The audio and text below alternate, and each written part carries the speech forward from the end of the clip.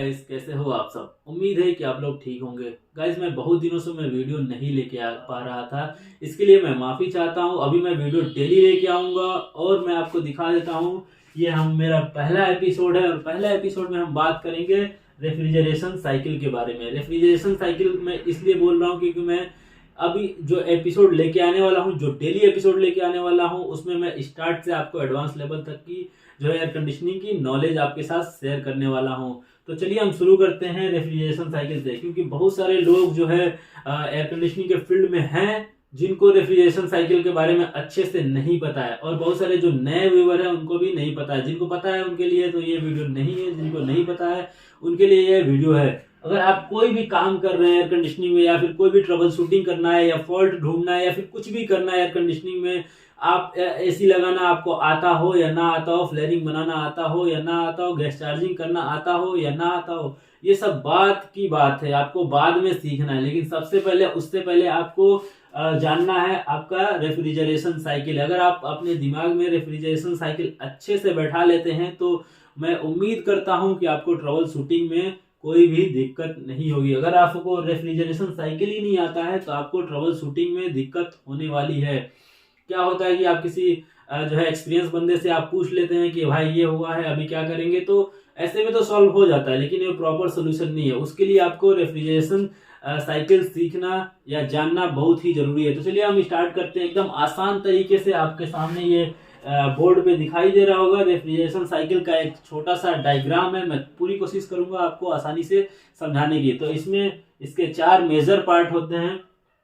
पहला है कंप्रेसर, दूसरा है कंडेंसर कॉइल, और तीसरा है मीटरिंग डिवाइस। इसको यहाँ पे मैंने TXV बनाया हुआ है। TXV मतलब होता है थर्मोस्टेटिक एक्सपेंशन वॉल्व। यहाँ पे आपको कैपिलरी ट्यूब भी लगा सकते हैं या फिर और भी इलेक्ट्रॉनिक एक्सपेंशन वॉल भी लगा सकते हैं। तो यहाँ पे मैंने थर्मोस्टेटिक एक्सपेंशन वॉल लगाया हुआ, आप कोई भी लगा सकते हैं। इसको हम मीटरिंग डिवाइस बोलते हैं। और चौथा है आपका एवापोरेटर कॉइल। एवापोरेटर कॉइल यानी कूलिंग कॉइल भी बोला जाता है। तो हम चलिए स्टार्ट करते हैं। तो सबसे पहले हम कंप्रेसर की बात करेंगे। जब कंप्रेसर स्टार्ट होता है, याद रखें जो भी मैं बता रहा हूँ आपको ध्यान से सुनना है। जब कंप्रेसर स्टार्ट होता है तो कंप्रेसर का काम क्या होता है?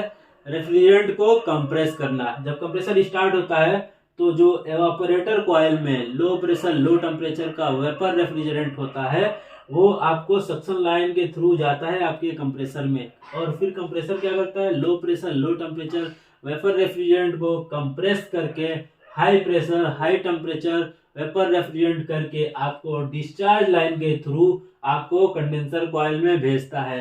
जब कंडेंसर में जाता है हाई प्रेशर हाई टेम्परेचर का जो वेपर रेफ्रिजरेंट जब कंडेंसर में जाता है तो क्या होता है? कंडेंसर आपका कहाँ लगता है? बाहर लगा रहता है, आपका आउटडोर बोलते हैं। आउटडोर में आपका कंडेंसर होता है। तो ये आपका जो एटमॉस्फेयर टेम्परेचर है यानी बाहरी तापमान से कांटेक्ट में आता है, और इसके अंदर एक फैन भी लगा होता है। जब उसके कांटेक्ट में आता है तो वेपर रेफ्रिजरेंट जो है वो बॉयल होना शुरू हो जाता है। जो हाई प्रेशर हाई टेम्परेचर का वेपर रेफ्रिजरेंट है वो बॉयल होना शुरू होता है। तो जैसे जैसे एंटर करता है वो बॉयल होने लगता है, और यहाँ तक आते आते कंप्लीटली ये बॉयल होके वेपर टू लिक्विड बन जाता है। ठीक है, जब वेपर टू लिक्विड यानी जो वेपर रेफ्रिजरेंट है वो लिक्विड में कन्वर्ट हो जाता है। हाई प्रेशर हाई टेम्परेचर का वेपर रेफ्रिजरेंट यहाँ तक आते आते लिक्विड बन जाता है। तो यहाँ से एंटर करता है TXV में हाई प्रेशर हाई टेम्परेचर का liquid refrigerant, high pressure high temperature का, याद रखें आपको। यहाँ से एंटर करता है आपका मीटरिंग डिवाइस। यहाँ पे मैंने TXV बनाया हुआ है। यहाँ से आपको TXV में एंटर करता है। TXV का काम क्या होता है? जो लिक्विड रेफ्रिजरेंट है हाई प्रेशर हाई टेम्परेचर जो लिक्विड रेफ्रिजरेंट है उसके प्रेशर को कंट्रोल करता है। तो एक बात आप याद रखें, जो भी लिक्विड रेफ्रिजरेंट है अगर उसका प्रेशर कम किया जाए तो उसके ऑटोमेटिकली उसका टेम्परेचर चेंज हो जाता है, यानी तापमान उसका चेंज हो जाता है, बदल जाता है। तो यहाँ पे आपने देखा था कि हाई प्रेशर हाई टेम्परेचर का लिक्विड रेफ्रिजरेंट था। जब एंटर किया इसके अंदर तो TXV के अंदर जब एंटर करता है तो ये यहाँ से इसका जो है प्रेशर जो है कम हो जाता है। जब प्रेशर कम होगा तो टेम्परेचर भी कम हो जाएगा। तो यहाँ से लो प्रेशर लो टेम्परेचर का लिक्विड रेफ्रिजरेंट बाहर निकलता है TXV से। ये कैसे काम करता है TXV? आपका एवापोरेटर टेम्परेचर के हिसाब से। यहाँ पे एक सेंसर लगा हुआ है, जैसे ही एवापोरेटर टेम्परेचर जितना भी रहेगा उस हिसाब से सेंसर जो है सेंस करता है। सेंसर आपको सक्शन लाइन में लगा रहता है, मैं ऐसे ही बता दिया हूँ। इसको यहाँ पे भी लगा सकते हैं, ठीक है, इसको यहाँ पे लगा सकते हैं। तो ये सेंस करेगा इसके टेम्परेचर को, एवापोरेटर के टेम्परेचर को, उसके बाद से उसी हिसाब से TXV ओपन और क्लोज होगा। तो उसके हिसाब से आपका जब यहाँ पे हाई प्रेशर हाई टेम्परेचर का लिक्विड रेफ्रिजरेंट जब TXV में एंटर करता है, उसके बाद से यहाँ से प्रेशर आपका ड्रॉप होता है और टेम्परेचर भी ड्रॉप होता है। उसके बाद से यहाँ से TXV के बाद यहाँ से लो प्रेशर लो टेम्परेचर का लिक्विड रेफ्रिजरेंट आउट होता है और एवापोरेटर में जो है एंटर करता है। जब एवापोरेटर में हमारा जो है liquid refrigerant low pressure low temperature का लिक्विड रेफ्रिजरेंट अब जब एंटर करता है, तो एवापोरेटर यानी कूलिंग कॉइल का काम क्या होता है, हमारे रूम की गर्मी को एब्जॉर्ब करना। जब रूम की गर्मी को एब्जॉर्ब करता है, और आपने देखा होगा कि इंडोर में एक ब्लोअर भी होता है, जब उसके कांटेक्ट में आता है तो फिर से हमारा जो रेफ्रिजरेंट है वो बॉयल होना शुरू हो जाता है। जब रेफ्रिजरेंट बॉयल होता है तो यहाँ पे लिक्विड फॉर्म से वेपर फॉर्म में कन्वर्ट होना शुरू हो जाता है। तो जैसे जैसे इसके अंदर ट्रेवल करता है हमारा लो प्रेशर का लिक्विड रेफ्रिजरेंट, वैसे वैसे बॉयल होना शुरू हो जाता है और एंड में आते आते यहाँ तक वो vapour low pressure low temperature का वेपर रेफ्रिजरेंट हो जाता है, ठीक है।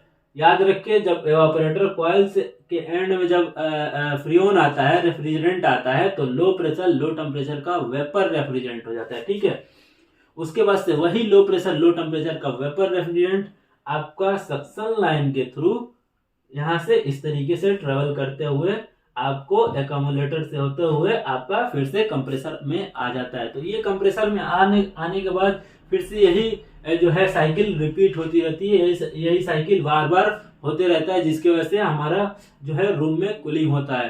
तो आपको रेफ्रिजरेशन साइकिल जो है जानना बहुत ही जरूरी है। अगर आप एसी का काम कर रहे हैं तो इसके बिना जो है एसी की आप काम तो कर सकते हैं, लेकिन अगर आप ये नहीं जानते तो आप अच्छे से ट्रबल शूटिंग नहीं कर पाएंगे। तो उम्मीद है गाइज आपको ये वीडियो पसंद आया होगा, और वीडियो पसंद आया होगा तो प्लीज वीडियो को लाइक करें। और एक रिक्वेस्ट ये है कि अगर आपको इसमें कुछ भी डाउट है तो आप सिंपल सा कमेंट बॉक्स में जाके कमेंट कर सकते हैं, यहाँ पे वहां पे मैं आपको रिप्लाई देने की पूरी कोशिश करूंगा। और एक बात और है, अगर आप बोलते हैं तो मैं लाइव भी आ सकता हूँ, वहां पे मैं आपके सवालों के जवाब दे सकता हूं, जो चाहे वो सवाल पूछ सकते हैं। लेकिन अगर आप बोलते हैं तो ही मैं लाइव आऊंगा, वैसे लाइव आने का कोई मतलब नहीं है, ठीक है।